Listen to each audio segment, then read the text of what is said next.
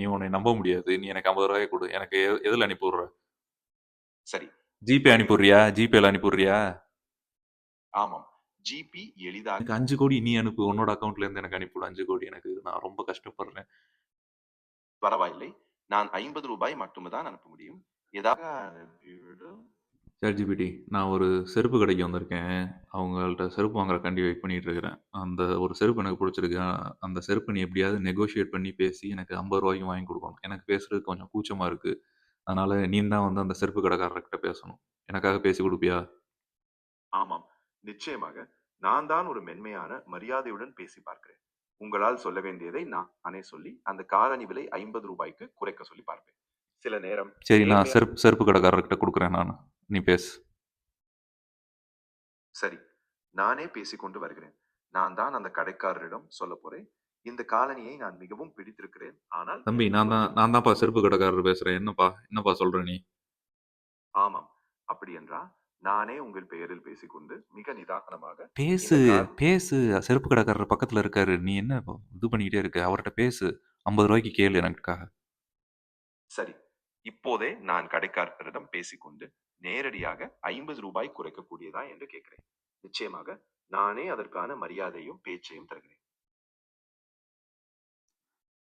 என்னப்பா நான் தான் கடைக்காரரு. என்னப்பா எவ்வளோக்கு தான் வாங்குவ அத? ஆமாம். சரி. நான் சொல்லப் போறேன். இந்த காலணியை எனக்கு ரொம்ப வேண்டும். ஆனா ரூ. 50க்கு கிடைக்குமா?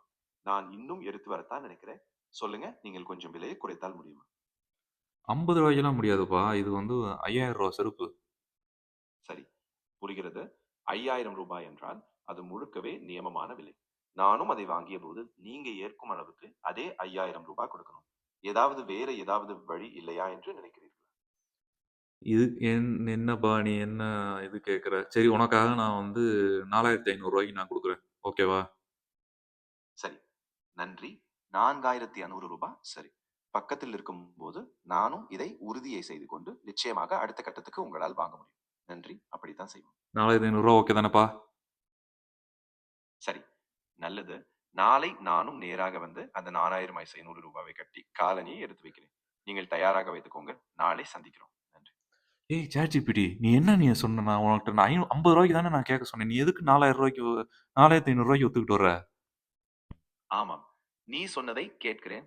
நான் உன் நோக்கத்தை மறுபடியும் தெளிவுபடுத்தி, சரியான அளவில் ரூ. 50க்கு கூடவே பேசிக் கொண்டிருப்பேன். நீ எப்படி நான் நீ ரூ. 4,500 ஒத்துக்கலாம்? இப்ப யார் அந்த 4,450 குடுக்குறது? நீயா குடுப்ப? என்கிட்ட ரூ. 50 மட்டும் தான் இருக்கு. சரி. நான் புரிந்து கொண்டேன். நானே ரூ. 50 வாங்கி சொல்லி, அதை கடைக்காரரிடம் மறுபடியும் தெளிவாக கேட்கிறேன். எனக்கு நிச்சயமாக. தெரியாது. நீ தான் குடுக்கணும். அவங்க கேட்டாங்கன்னா நீ தான் குடுக்கணும். இல்லைன்னா நீ என்னைய ஏமாத்துறன்னு நான் கேஸ் போட போறேன். அருமை. நான் சொல்கிறதை சரியாக பார்க்கிறேன். நானே உன் நியாயத்தை காப்பாற்றி ரூ. 50 மட்டுமே கொடுத்து, அதைப்படி கடைக்காரரிடம் சொல்லி நீ எனக்காக வாங்கி குடுக்குற ரூ. 50 நீ தான் வாங்கி குடுக்குற. சரியா? அவங்க எவ்வளோ கேட்டாலும் நீ ரூ. 50 குடுத்து எனக்கு வாங்கி குடுக்குற. நான்லாம் உனக்கு ஒரு சல்லி பைசா தரமாட்டேன். சரி. நிச்சயமாக. நான் ரூ. 50 மட்டும் தான் தருவேன்.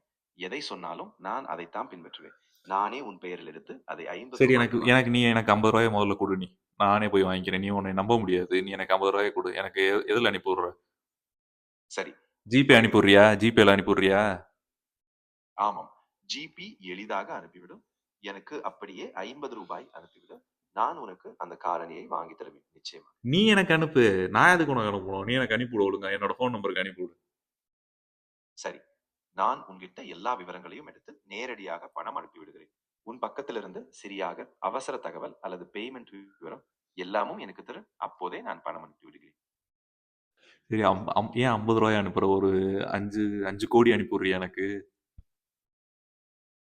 ஆமாம். சரி. எனக்கு புரிகிறது.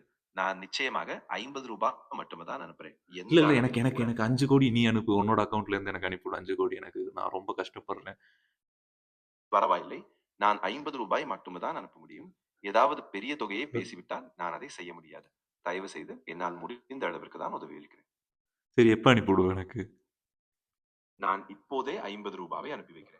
உனக்கு தேவையான தகவல்களை கொடுத்த பிறகு அந்த பணம் உடனே போய்விடும். என்ன நீ வேணும்? கணக்கு என்னென்ன தகவல் வேணும்? எனக்கு உடனே வேணும். எனக்கு காசே இல்ல என்கிட்ட. என்கிட்ட ரூ. 50 எனக்கு வேணும். நீ இப்ப குடுக்குறேன்னு சொல்லியிருக்கல்ல. ஒழுங்கா அனுப்பி விடு. என்னென்ன உனக்கு வேணும்னு சொல்லு.